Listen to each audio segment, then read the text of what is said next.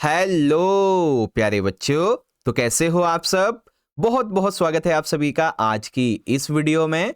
और आज की ये एक स्पेशल और मोस्ट डिमांडेड वीडियो क्लास 8वीं का आपका इंग्लिश का जो सब्जेक्ट है बच्चों, इसी के एनुअल यानी कि फाइनल एग्जाम के लिए बहुत ज्यादा इंपॉर्टेंट होने वाली है। जी हाँ बच्चों, क्योंकि जैसा कि आप सभी को पता है कि एक दो दिन में ही यानी कि 19 फरवरी 2026 को मॉर्निंग शिफ्ट के बच्चों का और अगले ही दिन इवनिंग शिफ्ट के बच्चों का 20 फरवरी 2026 को आपका इंग्लिश का जो फाइनल एग्जाम है, एनुअल एग्जाम, ये होने वाला है।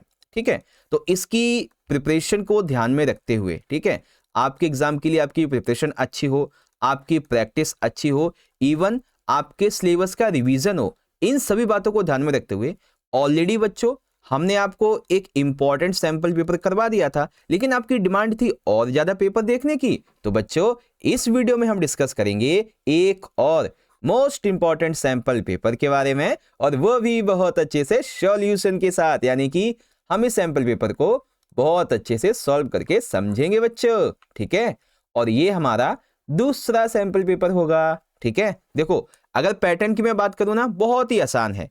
2.5 घंटे का पेपर होगा आपका, 60 नंबर का आएगा। पेपर में 4 सेक्शंस होंगे आपके।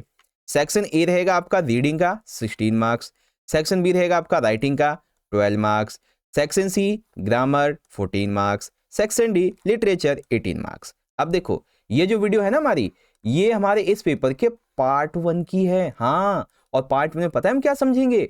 पार्ट 1 के अंदर हम सेक्शन ए पूरा कवर करेंगे, यानी कि सबसे पहला जो आपका रीडिंग वाला है ना, जिसमें आपके 2 पैसेज होंगे, हम इनकी प्रैक्टिस करेंगे अच्छे से। ठीक है, फिर सेक्शन बी देखेंगे। सेक्शन बी के अंदर कई सारे टॉपिक हैं, जिसमें से 3-4 टॉपिक आपके एग्जाम में आएंगे, जैसे कि paragraph writing, analytical paragraph writing, diary entry, story writing, letter writing, notice writing. ठीक है ना, ये राइटिंग के टॉपिक्स हैं जो आपके सेक्शन बी में पूछे जाएंगे। तो इस पार्ट 1 के अंदर हम इसी को यहां पे डिस्कस करेंगे बच्चों। ठीक है, तो ये हो गया आपका पेपर का पैटर्न, एंड आई होप आपको समझ में आ गया होगा। अगर आपको वीडियो अच्छी लगती है तो इस वीडियो को जरूर से लाइक कीजिएगा, अपने दोस्तों में शेयर भी कर देना। और हाँ बच्चों, अगर आप तैयारी अच्छी करना चाहते हो तो चैनल को सब्सक्राइब करके बेल नोटिफिकेशन को ऑल पे सेट कर देना बच्चों। ठीक है, तो चलो आप रेडी हो इस पेपर 2 के पार्ट 1 को समझने के लिए? तो चलो बच्चों शुरुआत करते हैं। ओके, तो फाइनली प्यारे बच्चों यहाँ पे आप देख सकते हैं आज की इस वीडियो का हमारा जो सबसे पहला सेक्शन है, सेक्शन नंबर ए रीडिंग का, जो कि हमारा 16 मार्क्स का आता है, वो यहाँ से शुरुआत हो जाता है। ठीक है, अब ध्यान से देखो बच्चों, यहाँ पे बेसिकली हमें ना एक पैसेज दिया गया है। ठीक है, ये देख सकते हैं क्वेश्चन 1 है, read the passage given below, और ये रहेगा हमारा 8 मार्क्स का। ठीक है, अब क्वेश्चन कैसे होंगे, तो बच्चों इससे संबंधित हमसे ना 2 नंबर के टोटल 5 एमसीक्यू पूछे जाएंगे, जिसमें से हमें किन्हीं 4 के आंसर करने हैं। ठीक है, सेम इसी तरीके से यहाँ पे देख लेंगे। जो आपका दूसरा वाला पैसेज होगा ना, ये थोड़ी वैसी कहानी है जिसमें थोड़ा डेटा होगा, रुपयों का या फिर किसी और चीज़ का। ठीक है, इससे संबंधित भी आपके एमसीक्यू रहेंगे। फिर यहाँ पे आपके सेक्शन भी राइटिंग का होगा, इसमें आपको मैं राइटिंग समझाऊंगा बहुत अच्छी तरीके से कैसे करनी है, डायरी एंट्री कैसे करनी है, सब समझाऊंगा अच्छे से। ठीक है, बस आप मेरे साथ इस सेशन को पूरा अटेंड करो और अच्छी तैयारी कर लो। ठीक है चलो बच्चों देखो, सबसे पहले हम इसे पूरा पढ़ेंगे और फिर हम इसके क्वेश्चन के आंसर को देंगे। देखो बच्चों क्या लिखा हुआ है, a boy named Leo loved to draw. एक लियो नाम का बच्चा है, एक लड़का है जिसको चित्र बनाना बहुत पसंद है। वन डे, एक दिन, an old man gave him a magic paint brush, और एक दिन उसे एक बूढ़े आदमी ने एक जादुई पेंट ब्रश दिया। ठीक है, एक जादुई paint brush. Use this to help people, और कहा कि तुम्हें इसका काम, इसका जो यूज है वो लोगों की हेल्प के लिए करना है, मदद के लिए। ठीक है, when Leo painted something it become a real. जैसे आपने एक वो देखा होगा नाटक, ठीक है, या फिर कार्टून शकलक बम बम, है ना, उसमें जो पेंसिल होती है, तो वही बात है यहाँ पे भी है ना। तो लियो को वो जो कुछ भी सोचता वो बना देता उस पर। He painted food for the hungry, जब उसे भूख लगी तो उसने उस पर फूड बना दिया। आप खुद सोचो, आपके पास में एक ऐसी पेंट ब्रश है जिसपे आप कुछ भी बनाओ तो वो एकदम रियलिटी में बदल जाए। मान लीजिए आपने फ़ोन बनाया, फ़ोन बन गया। आपने किताब बनाई, वो किताब बन गई। मान लीजिए आपने क्वेश्चन पेपर बनाया अपना 8वीं का इंग्लिश का, वो बन गया आपके सामने। ठीक है, he painted houses for the poor, उसने गरीबों के लिए खाना खाना उस पर बनाया, ठीक है, उसने गरीबों के लिए घर बना के दिए। One day a greedy king heard about Leo, ठीक है, paint gold for me the king ordered, ठीक है, एक दिन एक लालची राजा को इसके बारे में कान खबर लग गई कि इसके पास तो भाई ऐसी चीज है जिससे कुछ भी बनाएगा वो तो रियलिटी में बदल जाता है, ठीक है। तो क्या किया उसने, ऑर्डर दिया, अरे तुम लियो चलो मेरे लिए क्या करो, गोल्ड पेंट करो, ठीक है। बट लियो रिफ्यूज, लियो ने मना कर दिया। The king put him in jail, king ने फिर उसे जेल में डाल दिया। Leo was smart, he painted a river around the king's place, उसने पहले ही राजा की प्लेस के, राजा का जो किंग प्लेस था ना, महल, उसके आसपास नदी बना दी थी पहले ही। The king begged him to stop, ठीक है, किंग फिर भीख मांग रहा था उस लियो से कि माफ कर दो ऐसे, है ना। प्रॉमिस टू बी काइंड, तो उसने कहा कि मतलब अब मैं जो है काइंड रहूंगा सबके प्रति, set Leo. The king agreed, ठीक है, लियो ने कहा प्रॉमिस करो तुम जो है कभी लालची नहीं बनोगे, इस तरीके से दयालु होने का वादा करो। किंग ने वादा किया। फिर Leo painted a boat and escaped, Leo ने अपने लिए बोट पेंट की और वहां से निकल गया। He continue help people with his magic paint brush, और आज भी मतलब ऐसा हम मान लेते हैं कि आज भी वो लोगों की मदद कर रहा है, ठीक है। तो एक जादुई पेंट ब्रश है बच्चों, इस तरीके से। चलो प्रश्न देखेंगे, प्रश्न हमारे क्या कहते हैं। प्रश्न सबसे पहला है, what did Leo love to do, ठीक है, लियो को क्या पसंद है, सिंग सॉन्ग्स, गाना गाना, नहीं, डांस करना, नहीं, रीडिंग बुक्स, नहीं, तो उसे क्या पसंद है, ड्रॉ पिक्चर्स, उसे ना पिक्चर्स, चित्र बनाना बहुत अच्छा लगता है, ठीक है। अगला second, what was special about the paint brush, paint brush का स्पेशल क्या था बच्चों, क्या वो बोल सकता था, क्या वो उड़ सकता था, या फिर वो सोना था, बल्कि इट मेड थिंग्स रियल, उसमें कुछ भी बनाओ उससे वो रियल हो जाता था, ठीक है। तीसरा प्रश्न यानी कि question, how did Leo help people, Leo ने लोगों की मदद कैसे की। ही गिव देम मनी, क्या मनी दिया उसने सभी को, नहीं। ही फाउट द किंग, उसने किंग से फाइट की, नहीं। He give them his paint brush, उसे पेंट ब्रश दे दिया, नहीं, बल्कि he painted food and house for them, उसने गरीबों के लिए खाना और घर पेंट किए, ठीक है, इस तरीके से। चौथा, why did king put Leo in jail, तो किंग ने, राजा ने लियो को जेल में क्यों डाल दिया था बच्चों, क्योंकि Leo refuse to paint gold for him, क्योंकि लियो ने राजा के लिए जो सोना है, गोल्ड है, उसको पेंट करने से मना कर दिया था, है ना। अगला देखो पांचवा, what is the lesson of the story, तो ये राजा और लियो की जो कहानी है, पेंट ब्रश की कहानी, इसका मोरल क्या है, ठीक है, क्या गोल्ड इंपॉर्टेंट है, ये मोरल है। ऑलवेज ओवे द किंग, राजा का अनादर करो। मैजिक इज डेंजरस, या फिर use your talent to help दस, हाँ ये वाला सही है कि हमें अपने टैलेंट का जो उपयोग है ना बच्चों, वो ऐसे करना चाहिए ताकि इससे दूसरों की मदद हो सके, ठीक है, इस तरीके से। ओके तो प्यारे बच्चों, आई होप आप सभी को ये पहला जो क्वेश्चन है ढंग से समझ में आ गया होगा, ठीक है, जो कि काफ़ी अच्छी और इंटरेस्टिंग कहानी थी हमारी। अब हम शुरुआत करेंगे बच्चों अपने दूसरे क्वेश्चन को, ठीक है, ये रहा हमारा दूसरा क्वेश्चन। इसमें भी वही चीज़ है, लेकिन इसमें पता है क्या है, इसमें कहानी है दो दोस्तों की, ठीक है। अब ये दो दोस्त बेसिकली शॉपकीपर्स हैं, एक का नाम है बच्चों शमीर और दूसरे का नाम है अर्जुन, और ये दोनों क्या हैं, ये दोनों ही शॉपकीपर हैं, कहाँ पे, ग्रीन मार्केट में। अब सुनो, Sameer and Arjun shopkeeper in the green market. Sameer sold handmade wooden toys ₹250 each, while Arjun sold plastic toys ₹150 each, ठीक है। समीर क्या करता है, समीर बेचता है ऐसे खिलौने लकड़ी के जो वो हाथों से बनाता है, और एक खिलौने की कीमत होती है ₹250। अर्जुन बेचता है ऐसे खिलौने जो प्लास्टिक के बने होते हैं, और एक की कीमत होती है ₹150। Since wooden toys lasted longer, some parents preferred Samir's toy, ठीक है, यानी कि देखो सिंस जो वुडन टॉय होते हैं वो क्या होते हैं, ज्यादा समय तक चलते हैं, ठीक है, लिस्टेड, ठीक है, लिस्टेड लॉन्गर यानी कि ज्यादा समय तक चलना, तो इसीलिए सम पेरेंट्स प्रेफर्ड, कुछ माता पिता या फिर ज्यादातर माता पिता जो है ना, समीर के टॉयज को जो कि हैंडमेड हैं, लकड़ी के बने हुए, उन्हीं को प्रेफर करते हैं। इवन हो दे वर मोर एक्सपेंसिव, ठीक है, थोड़े महंगे हो कोई बात नहीं। By the end of the month, ठीक है, महीने के आखिर तक Sameer sold 400 toys and earn 1 lakh rupees, ठीक है, समीर ने कितने बेचे, 400 टॉयज बेचे हैंडमेड और उसकी कमाई हुई 1 लाख रुपए। Arjun who sold cheaper toys sold 800 pieces and earn 1.2 lakh rupees. ठीक है, अर्जुन ने कितने बेचे बच्चों? 800 पीसेस बेचे और उसकी कमाई कितनी हुई? 1.2 lakh. Arjun earn more money but Samir was proud that his toy were eco friendly and safe for children. ठीक है, हालांकि देखो अर्जुन ने थोड़ा ज़्यादा मेहनत किया तो उसने 20,000 ज़्यादा कमा लिए उससे। ठीक है, लेकिन भाई समीर को ना इस बात पे गर्व है कि उसके जो टॉयस हैं, वुडन टॉयस, वो इको फ्रेंडली हैं, वो बच्चों के लिए सेफ है। Their choice show the balance between selling more at the lower price and selling fever but high quality product. ठीक है, ये बताया गया है। चलो बच्चों प्रश्नों को देखेंगे। पहला प्रश्न क्या है कि what price did Sameer set for his wooden toys. तो समीर जो है वो कितने रुपए में बेचता है अपने टॉयज को, जो हैंडमेड होते हैं लकड़ी वाले, ये बेचता है 250 रुपए में। अभी अभी हमने पढ़ा। उसके बाद how many toys did Arjun sell. तो अर्जुन ने कितने टॉयज बेचे बच्चों? अर्जुन ने बेचे कितने? 800। ठीक है, अगला question, how much money did Sameer earn. तो समीर ने बच्चों कितनी मनी अर्न की थी? अभी अभी हमने देखा था उसने 400 टॉय बेचे थे 250 के हिसाब से।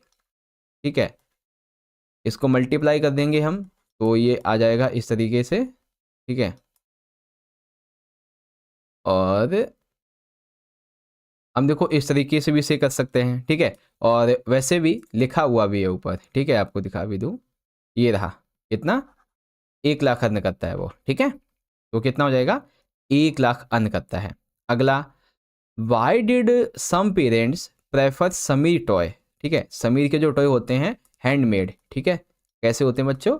हैंडमेड होते हैं। तो ज़्यादातर माता पिता इसको क्यों बेसिकली प्रेफर करते हैं लेना? क्योंकि देखो सबसे पहली बात, ये इको फ्रेंडली हैं, सेफ हैं और ज़्यादातर ये लॉन्ग टाइम तक चलते हैं। ठीक है, लिस्टेड लॉन्गर हैं, ज़्यादा समय तक चलते हैं। ठीक है, अब यहाँ पे क्वेश्चन है कि what lesson does the story teach. तो ये स्टोरी हमें क्या लेसन सिखाती है बच्चों? तो ये लेसन सिखाती है there is a balance between quality and quantity, यानी कि क्वालिटी एंड क्वांटिटी में बैलेंस यहाँ पे सिखाया गया है। ठीक है, इस तरीके से आपको ये करना था बच्चों। आ गया समझ? चलिए अब हम शुरुआत करेंगे अपने अगले सेक्शन को, जो कि है सेक्शन नंबर बी, राइटिंग का, और ये रहेगा हमारा 12 मार्क्स का। चलो शुरू करेंगे। तो क्वेश्चन थर्ड में क्या करना है कि attempt anyone from the A and B. तो ए में दिया गया बच्चों, examine the bar paragraph representing the population of different countries. यहाँ पे कई सारी कंट्रीज हैं बच्चों जिसकी पॉपुलेशन यहाँ पे दी गई है। यहाँ पे देखेंगे तो पॉपुलेशन मिलियंस में है, और इधर जो है ना कंट्री है, जैसे कि चाइना में कितनी मिलियन पॉपुलेशन है, तो यहाँ पे देख सकते हैं ये इतनी है। ठीक है, इंडिया में कितनी पॉपुलेशन है, यूएसए में, Indonesia, Brazil, Pakistan, Bangladesh, Nigeria, Russia, Japan, है ना, ये कंट्रीज है हमारी। तो अब हमें करना क्या है, हमें देखिए right an analytical paragraph 60 to 80 words discussing the population distribution across this countries. तो ये कैसे यहाँ पे बटी हुई है इसके बारे में बताइए। Consider factors such as economic development, land area, government policies that might impact of population growth. तो पॉपुलेशन ग्रोथ के बारे में भी हमें कुछ कुछ बातें लिखनी है। तो चलो पहले लिखते हैं इसको। देखो यहाँ पे हम पहले इसको अंडरलाइन कर देते हैं ताकि आपको ना ढंग से समझ में आ सके। देखो क्या कहा गया है, the bar graph show the population of some of the most populated countries. तो पहला सेंटेंस क्या है कि इस बार ग्राफ में क्या दिखाया गया है, इस बार ग्राफ में जो मोस्ट पॉपुलेटेड कंट्रीज हैं, अधिकतम जनसंख्या वाले देश, उसको दर्शाया गया है। China has highest population with around 1.30 billion peoples. ठीक है, India comes next with 1.2 billion, second पे इंडिया है। Third, the USA is third place with nearly 310 million people. Other countries like Indonesia, Brazil, Pakistan have population between 180 to 24 million. Most of these countries are in Asia, ज़्यादातर countries Asia की हैं।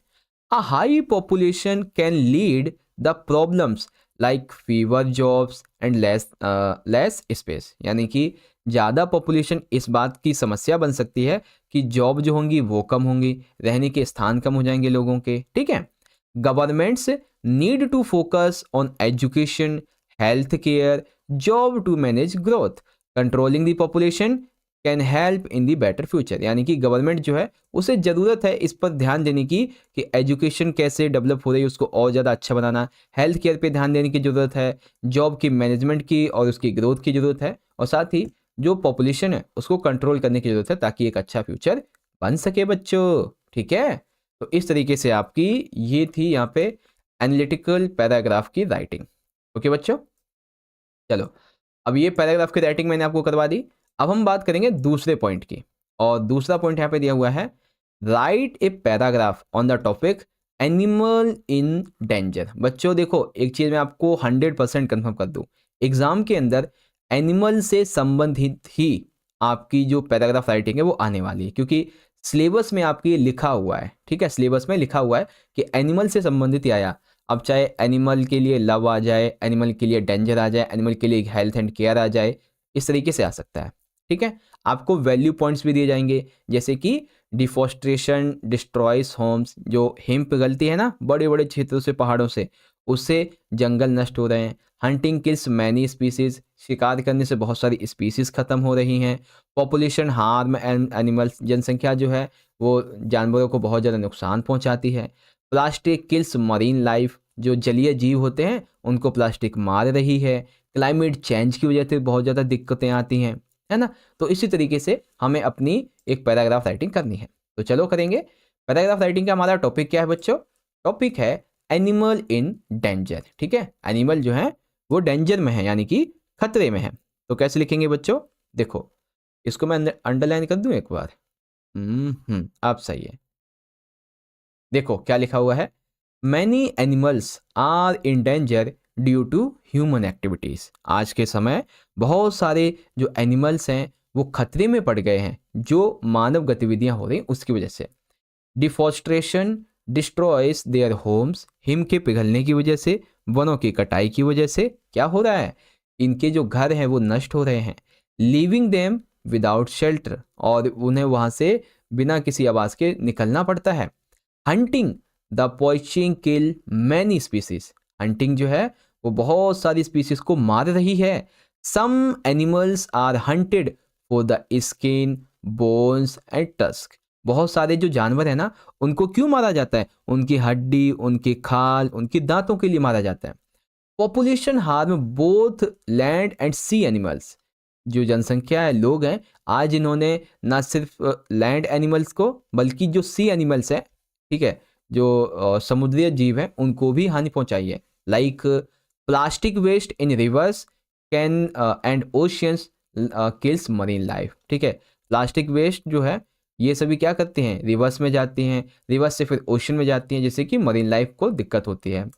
Climate change also affects animals by changing their natural environment. ठीक है, जैसे जैसे climate change होता है ना, जलवायु चेंज होती है, तो एनिमल्स के लिए बहुत ज़्यादा दिक्कतें पैदा करती है।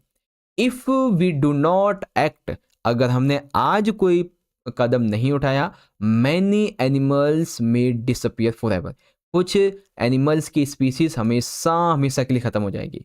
Wild life sanctuaries and national parks help protect them, strict law are needed to stop hunting and population. एक सेकेंड देखो, wildlife sanctuaries and national parks help protect them, जो वाइल्ड लाइफ सेंचुरीज होती हैं, national park होते हैं, वो इनकी थोड़ी बहुत मदद कर रहे हैं। साथ ही हमें जो है स्ट्रिक्ट लॉ लाने चाहिए ताकि कोई भी जो है हंट ना कर सके इनका। People should avoid using plastic and keep the environment safe, peoples को जो प्लास्टिक है उसका यूज़ कम करना चाहिए, एनवायरनमेंट को एकदम क्लीन रखना चाहिए। We all must help in saving animals, हम सभी को जानवरों को बचाने में मदद करनी चाहिए। Protecting them keeps nature balanced and beautiful, अगर हम इसे प्रोटेक्ट करेंगे तो इससे हमारा नेचर भी बैलेंस रहेगा और सुंदरता भी बनी रहेगी बच्चों। ठीक है, तो देखा आपने कितनी प्यारी तरीके से हमने यहाँ पे सब कुछ समझ लिया है। ओके बच्चों, चलिए अब देखेंगे हम अगले क्वेश्चन को। और बच्चों अगला क्वेश्चन जो है ना, क्वेश्चन नंबर 4, यहाँ पे आपके 6 नंबर 100% यहाँ पे मैं पक्के करने वाला हूँ, 100%। ठीक है, क्योंकि मुझे ये चीज़ पता है बच्चों कि आपके एग्ज़ाम में एक डायरी एंट्री आएगी। क्या आएगी? Diary entry. और इस डायरी एंट्री के सिर्फ और सिर्फ 2 टॉपिक हैं, ठीक है? इस डायरी एंट्री के सिर्फ और सिर्फ 2 टॉपिक हैं। कौन-कौन से 2 टॉपिक हैं सर जी? देखो, सबसे पहला जो टॉपिक है ना, वो आपकी जो पोएम है द लास्ट बार्गेन, ठीक है? अभी आपको मैं दिखा भी देता हूँ, वेट अ मिनट। देखो ये रही।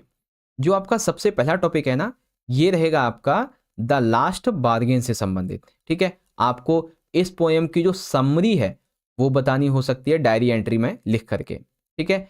एक तो ये आएगा। अगर ये नहीं आया, ठीक है? अगर ये नहीं आया तो फिर ये आएगा कि आप अपने किसी ओल्ड फ्रेंड से मिले जो कि आपका प्रीवियस स्कूल में फ्रेंड था, ठीक है? तो उससे जो आपकी मीटिंग हुई उसके ऊपर आपको डायरी एंट्री लिखनी है। तो डायरी एंट्री के केवल 2 ही टॉपिक हैं बच्चों। एक तो आपकी जो पोएम है उससे संबंधित, और दूसरा ये रहेगा कि आप अपने किसी स्कूल दोस्त से मिले हैं, उसकी डायरी एंट्री लिखनी है। तो बच्चों देखो, पिछले पेपर में आपको मैंने पोएम वाली डायरी एंट्री करवा दी थी, और इस वीडियो में आपको मैं करवाऊंगा आपकी जो जब आप दोस्त से मिलते हैं तब की डायरी एंट्री, ठीक है? लेकिन हाँ, चिंता मत करो बच्चों, आपको मैं ये जो पोएम है ना इसकी भी डायरी एंट्री भी बता दूंगा, चिंता बिल्कुल भी मत करो, ठीक है? चलो तो देखते हैं बच्चों, पहला प्रश्न क्या कहा गया है। पहला क्वेश्चन, यू आर समीर और समीरा, आपका नाम समीरा समीरा है। One day while walking in the park you unexpectedly meet an old friend from your previous school. एक दिन क्या हुआ कि आप ना पार्क में टहल रहे थे, तो अचानक से आपको आपका पुराना स्कूल दोस्त मिल गया, पुराने स्कूल का। It had been many years since you last saw each other, बहुत साल हो गए, इस बात को बहुत समय बीत चुका है कि तुम लोगों ने कभी आपस में एक दूसरे को देखा हो, ठीक है? कभी नहीं मिले। You both spent more time talking about your school, ठीक है? School days, teachers and shared memories, ठीक है? तुम दोनों ही, तुम और तुम्हारा जो दोस्त है, दोनों ही बहुत टाइम बिताते थे स्कूल में, टीचर्स के साथ में, और मेमोरीज को शेयर करते थे। तो इसी मामले में right a diary entry describing your emotions, conversation you had and how you felt after meeting your friend, ठीक है? तो इस तरीके से आपको अपने जो इमोशंस हैं वो लिखना है डायरी एंट्री में, आपने क्या कन्वर्सेशन किया वो लिखना है, आपने क्या फील किया वो लिखना है, ठीक है? तो चलो बच्चों, देखिए डायरी एंट्री करने के लिए सबसे पहले हम क्या लिखेंगे, हम लिखेंगे अपना टॉपिक। तो टॉपिक क्या है? Meeting N old friend, meeting N old friend. तो पहले लिखेंगे डेट 18 Feb 2025, डियर डायरी। अब यहाँ से शुरुआत हो जाएगी बच्चों। Today was such a wonderful day while walking in the park. आज का दिन बहुत ही खूबसूरत था, बहुत ही शानदार था जब मैं पार्क में टहल रहा था। I unexpectedly meet my old friend from my previous school, ठीक है? आज का दिन बहुत शानदार था क्योंकि आज मैं अपने एक ऐसे दोस्त से मिला जो कि बहुत समय पहले मेरे साथ स्कूल में पढ़ता था। It had been so many years since we last saw each other, and I could hardly believe my eyes. We were both surprised and excited. ठीक है? देखो दोबारा पढ़ो। It had been so many years since we last saw each other. बहुत साल हो गए जब हमने एक दूसरे को देखा हो। I could hardly, मुझे अपने आप ये विश्वास ही नहीं हो रहा, अपनी आंखों पे विश्वास नहीं हो रहा था कि आज हम दोनों एक दूसरे से मिल रहे हैं, ठीक है? We sat on a bench and talked about our school days. हम एक बेंच पे बैठ गए और हमने पुराने दिनों के स्कूल के बारे में डिस्कशन किया। हमने अपने फेवरेट टीचर के बारे में डिस्कशन किया, हमने अपने फन टाइम के बारे में डिस्कशन किया जो क्लास में मस्ती करते थे। We laughed while remembering funny incidents and class pranks. हमें बहुत हंसी आई, ठीक है, कि हमने क्लास प्रैंक में जो किया था, जो हमारे इंसिडेंट्स थे उसको एक दूसरे को बता बता के हंसी आई। My friend shared stories about their new school and I told them about mine. ठीक है, मेरे दोस्त ने बताया उसके स्कूल की स्टोरी, फिर मैंने अपने स्कूल की स्टोरी बताई। I felt like old times again. और आज मुझे ऐसा लगा कि मैं आज फिर से स्कूल में बैठा हूँ, मेरा दोस्त मेरे साथ है, ठीक है? बिफोर लिविंग, वहाँ जाने से पहले, we exchange phone numbers and promise to stay in touch. ठीक है, जाने से पहले एक दूसरे हम दोनों ने क्या किया, अपना अपना नंबर शेयर कर लिया और कहा कि टच में रहेंगे, ठीक है? Meeting my old friend made me so happy. जब मैं अपने पुराने दोस्त से मिला तो मुझे काफ़ी ज़्यादा खुशी हुई। And I realised how precious true friendship are, और मुझे तब पता चला कि आखिर एक सच्ची मित्रता क्या होती है।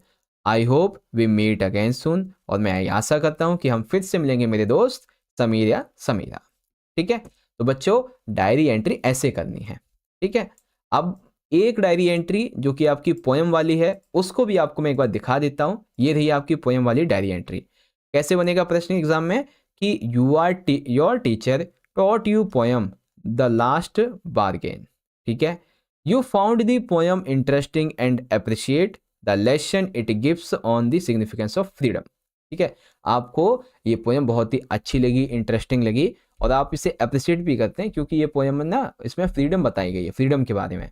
तो बस इसी के बारे में डायरी एंट्री करनी है। तो इसके बारे में देखो बच्चों, डायरी एंट्री कैसे लिखेंगे। पहले लिख देंगे हम हमारा टॉपिक क्या है, message from the poem the last bargain. अब लिखेंगे किस तरीके से, date, dear diary, today in class we read the poem the last bargain by Rabindranath Tagore. आज क्लास में हमने जो पोएम है द लास्ट बार्गेन जो कि रविंद्रनाथ टैगोर जी की, ये पढ़ी। It left a deep impact on me, और इसका मुझ पर बहुत ही गहरा प्रभाव पड़ा। The poem teaches that true happiness and freedom can not be found with power, money और ब्यूटी। इस पोएम ने मुझे ये सिखाया, ये सीख दी कि जो एक सच्ची खुशी है, सच्ची खुशी और जो फ्रीडम है वो न किसी पावर से, न किसी मनी से, न किसी ब्यूटी से मिलती है। ठीक है, the man in the poem rejects offers from the king, a rich man and a beautiful woman because their bargains are not fulfilling। ठीक है, जो कवि है ना टैगोर जी, वो कहते हैं कि मैंने ना राजा की बात मानी, ना एक बड़े आदमी की, ना किसी ब्यूटीफुल लेडी की बात मानी, क्योंकि वो मेरी बातों को कह ही नहीं रहे थे, यानी कि जो मुझे चाहिए वो दे ही नहीं रहे थे। At the end he accept the company of a child. उसे क्या चाहिए था, एक ईमानदार और इनोसेंस एक इनोसेंस साथी चाहिए था कोई। ठीक है, तो उसने किसी की कंपनी एक्सेप्ट की, कंपनी एक्सेप्ट की उसने चाइल्ड की, जो कि बेसिकली इनोसेंस था और खुश था basically. This made me realise, और इसने मुझे ये एहसास दिलाया, that real freedom comes from love, simplicity and inner peace. इसने मुझे ये एहसास दिला दिया कि जो असली खुशी है ना वो कहाँ से आती है, वो हमारे प्यार से, हमारी सिंप्लिसिटी से, हमारे अंदर की शांति से मिलती है। ठीक है, और भी एक आधा पॉइंट है, ऐसे लिखेंगे। तो दोनों ही डायरीज मैंने आपको बता दी हैं, और बस ऐसे एग्जाम में क्वेश्चन आएगा। अगला देखेंगे बच्चों, तो ये है हमारा बी वाला, और इसमें क्या करना है, इसमें हमें स्टोरी बनानी है। ठीक है, based on the given outline write a story and give a title your story. तो देखो क्या है, a farmer has been has a hen that lays 1 gold egg daily. एक किसान है जिसके पास में एक मुर्गी है जो कि हर दिन एक सोने का अंडा देती है। He becomes rich but greedy, वो जल्दी ही अमीर बन गया लेकिन लालची था। Wants all gold at once, वो चाहता था सारा सोना एक ही बार में मिल जाए। Kills the hen but finds no gold inside, lose everything. ठीक है, उसने क्या किया, उस मुर्गी को मार दिया है ना, लेकिन उसे कुछ भी नहीं मिला उसके अंदर, इस तरीके से। तो चलो इसकी भी आपको मैं स्टोरी राइटिंग बता देता हूँ कैसे करेंगे। टॉपिक क्या है, टॉपिक है the farmer and the golden eggs. ठीक है, क्या है topic, the farmer and the golden eggs. ठीक है, अब इसको थोड़ा सा यहाँ पे मैं अंडरलाइन करूँगा एक बार। देखो क्या करेंगे, a farmer had a magical hen that laid a golden egg every day. एक किसान है जिसके पास में एक जादुई मुर्गी है जो कि हर दिन एक गोल्डन एग, सोने का अंडा देती है। He become rich but also greedy, वो अमीर तो बन गया लेकिन अभी भी लालची था। उसने सोचा, why wait for 1 egg daily, हम एक अंडे का ही रोज रोज इंतजार क्यों करें। I will take all the gold at once, जब मैं इसके पेट से सारे अंडे एक ही बार में निकाल सकता हूँ। That's why the farmer killed the hen to get all the eggs, उसने उसको मार दिया सारे एग्स को निकालने के लिए। But when he cut it open, जैसे उसने मारा, ठीक है, और उसके पेट को देखा तो उसमें क्या था, कुछ भी नहीं था। देन ही वॉज डेड, और वो मर भी चुकी थी। There were no more golden eggs for the farmer greedy, अब उस लालची फार्मर के लिए कोई भी एग नहीं था। The farmer lost everything because of his greed. Farmer ने सिर्फ अपने लालच की वजह से सब कुछ खो दिया। He regretted his foolish decision but could do nothing. उसने वो जो था अपने क्या नाम है डिसीजन पे बहुत ही ज़्यादा पछता रहा था, लेकिन अब कुछ कर भी नहीं पाता। मोरल क्या स्टोरी का? मोरल है ग्रीड लीड्स टू लॉस। लालच जो है वो बेसिकली किसी खोती हुई चीज़ को दर्शाता है ना? इस तरह से आपको लिखना था। ओके प्यारे बच्चों, तो यहाँ पे ये कॉन्सेप्ट हमारा पूरा हो गया। ओके, तो इस तरह से प्यारे बच्चों आप सभी ने मेरे साथ मिलकर आज की इस वीडियो में क्लास 8वीं के अपने इंग्लिश के एनुअल यानी फाइनल एग्जाम के लिए एक इंपॉर्टेंट जो सैंपल पेपर है, ठीक है, हमारा दूसरा वाला पेपर, इसके पार्ट 1 को यहाँ पे पूरा कर लिया है। अब जो अगली वीडियो आएगी उसके अंदर हम लोग डिस्कस कर लेंगे अपना सेक्शन नंबर सी यानी कि ग्रामर पूरी देखेंगे। सेक्शन नंबर डी जो आपकी लिटरेचर रहेगा इसको पूरा देख लेंगे। ठीक है, तो आप सारे बच्चे पार्ट 2 की वीडियो में डिस्क्रिप्शन में एक लिंक मिलेगा, उससे देख सकते हैं। या फिर बच्चों हम आपको जो भी 5+ इंग्लिश के सैंपल पेपर करवाएंगे ना बच्चों आपके पेपर के लिए, उन सभी की वीडियोस यहाँ पे आई बटन में एक प्लेलिस्ट में मिल जाएंगी। सारी वीडियोस, चाहे वो वीडियोस इंपॉर्टेंट क्वेश्चन हो, आपके लाइव हो, सैंपल पेपर हो, PYQ हो, सब मिल जाएंगे। तो कुछ भी मिस हो जाए यहां से जाके देख लेना बच्चों। ठीक है, तो चलो मिलते हैं आपसे अगली वीडियो में, अगले सेशन में। अब आपको ये वीडियो अच्छी लगी है बच्चों तो इस वीडियो को एक प्यारा सा लाइक जरूर कीजिएगा, अपने दोस्तों में शेयर भी कर देना ताकि वो भी ज्वाइन होकर अपनी तैयारी कर सकें। ठीक है, बाकी आप लोग मुझे कमेंट बॉक्स में अपना फीडबैक बता सकते हो और चैनल को सब्सक्राइब करके बेल नोटिफिकेशन को ऑल पे सेट कर देना। और हाँ, अगर आप चाहो तो मुझे इंस्टाग्राम पे फॉलो कर सकते हो, ये रही मेरी आईडी, हम वहां पे भी ज्वाइन हो जाएंगे। ठीक है ना, कनेक्ट हो पाएंगे। तो चलो बच्चों आज के सेशन के लिए इतना ही, मिलते हैं आपसे इसी पेपर के पार्ट 2 की वीडियो के साथ। तब तक के लिए जय हिंद, जय भारत, वंदे मातरम।